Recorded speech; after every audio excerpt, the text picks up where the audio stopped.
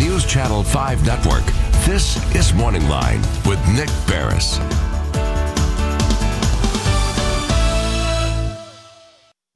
Good morning, everyone. Thanks for joining us on MorningLine. Nick Barris here on a Thursday. Interesting what's happening in Washington, D.C. these days, isn't it? I mean, there's always something to talk about, or, midterm elections coming up, and the back and forth that's happening with tariffs in China, and what's happening with Iran and the nukes, the same thing with North Korea.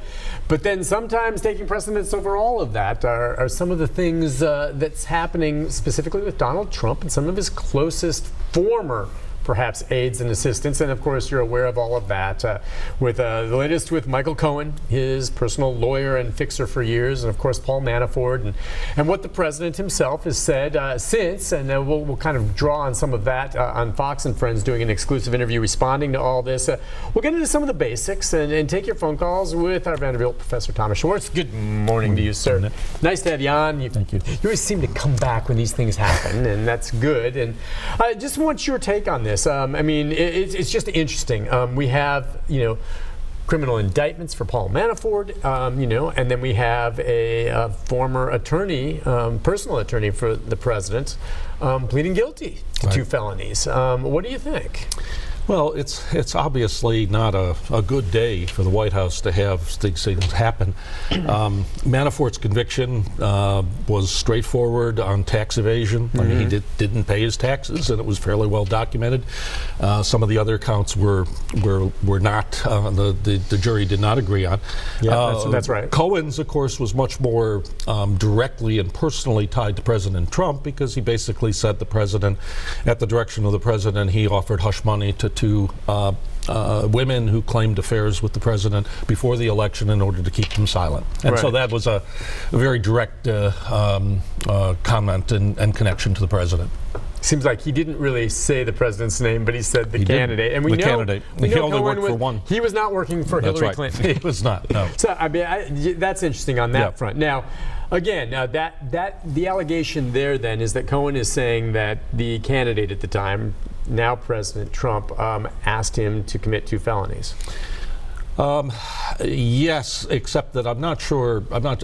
He has pleaded guilty to those actions. They are under campaign finance issues, and that is a somewhat murky area of the law. But yes, it essentially means that he claims that the president asked him to commit 2 crimes.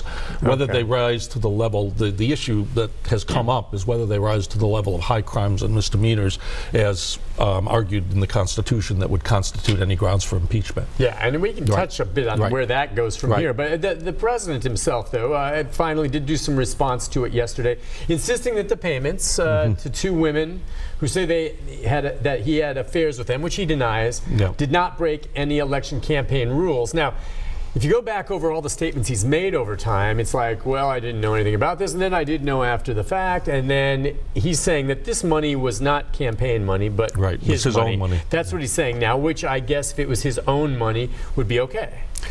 That's a murky area, partly because of the way he did it. He didn't do it directly, and he did it through Cohen. It would be complicated. He could claim that he was doing it to spare his wife embarrassment, not to affect the campaign, but obviously those things were mixed in October of 2016. Anything that was revealed at that time would have an effect on the campaign as well as on his relationship with his wife. So it's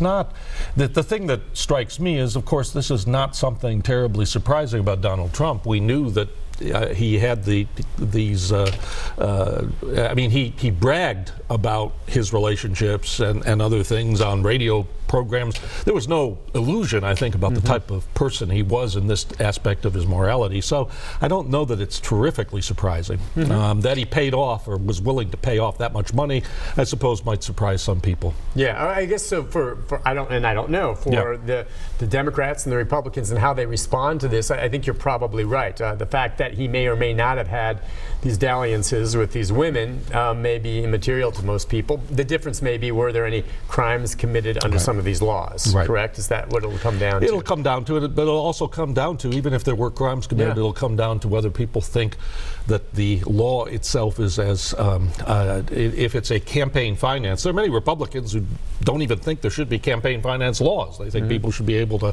donate as much money as they want and all of that. So campaign finance doesn't rise to the level usually of the type of crime that might, like obstruction of justice, which would be a very serious, and that's the one that I think is much more serious. Well, you wonder what else will come about. Now, Robert Mueller continuing his investigation into Russian involvement, and it's like a squid with tentacles coming out, or an octopus that hits other things. Now, it sounds to me like, not so sure how much Manafort may have to offer, but Cohen has been pretty clear that he would cooperate perhaps with Mueller. Not that there's any agreement in place, and that he says he would not accept a pardon would there be one offered from the president, which I don't think there will. So the question is, what else is there that could come from Cohen, and will there be more? And if there is something more damaging that's a direct link, even beyond that, can a sitting president even be indicted? And we've heard that while it's not exactly clear in the Constitution, the Justice Department over the years, not just with this president but with others, has said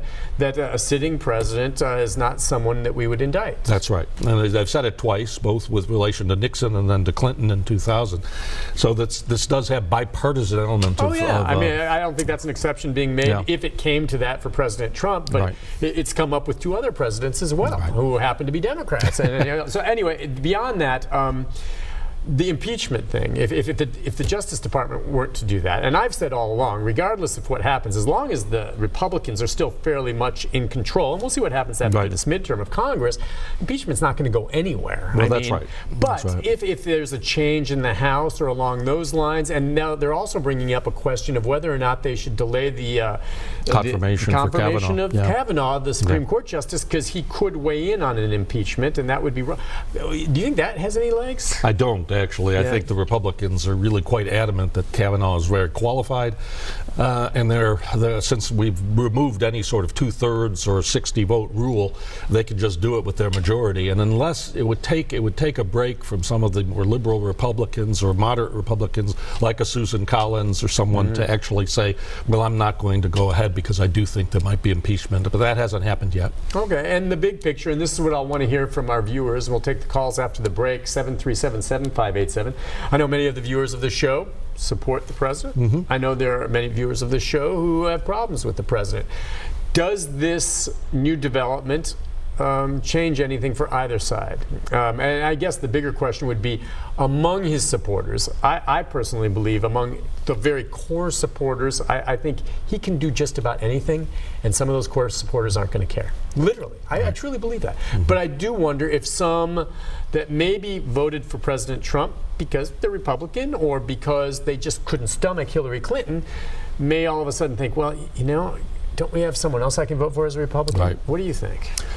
I think at the margins on Trump supporters, those who really, as you said, were turned off by Hillary Clinton and really only voted for him as the lesser of 2 evils, which actually, if you look at the polling on Election Day, you could see that there were large numbers of people who disliked Donald Trump and still voted for him because of their dislike for Hillary Clinton. That I think at those margins, that could have an effect. The other area where it could have an effect is it could depress turnout, even among his core supporters, if they were sort of overwhelmed by this negative news and sort of a sense of that they don't turn out to vote. I mean, the Democrat strategy in the midterms is really to get their base to get voting and to try to mobilize their people.